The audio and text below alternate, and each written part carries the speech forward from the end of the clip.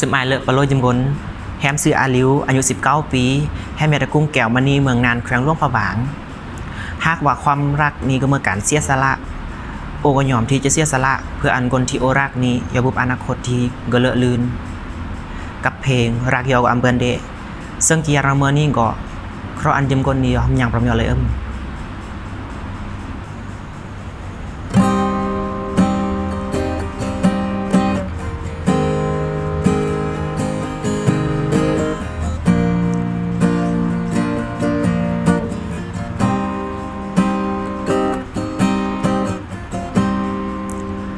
ตายเบื่อแต่สมอ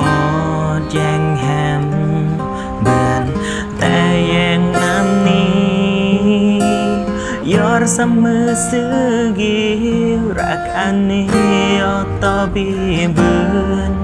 ตายอาจทุกคืนเงิมปื้อเสื่อมโปรายเมื่อลอดตายบีอาเมื่อแม่แฮมจีรักตายมากน้ำมาแต่เลิกไงดึงนี้แม่ดันลวงขึ้นนี้อันนี้รักยอมมาหากความรักนี้เกิดเมื่อการเสียสละตายก็พร้อมตึมการแฮมจากยอรักยอก็อำเบือนเดอำอังงอรยอต่อ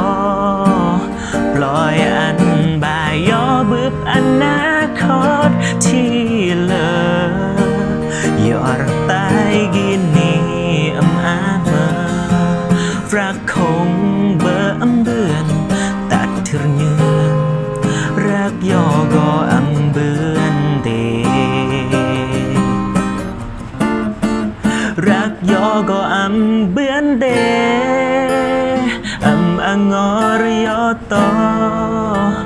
ปล่อยอันบายยอบึบอนาคตที่เหลือยอดตายกินนี้อำอาเมื่อรักคงเบออำเบือนตัดถึงยืนรักยอก็อำเบือนเดตัดถึงยืนรักยอก็อำเบือนเดถึงรักยอน้ำมาก็อำเบือนเด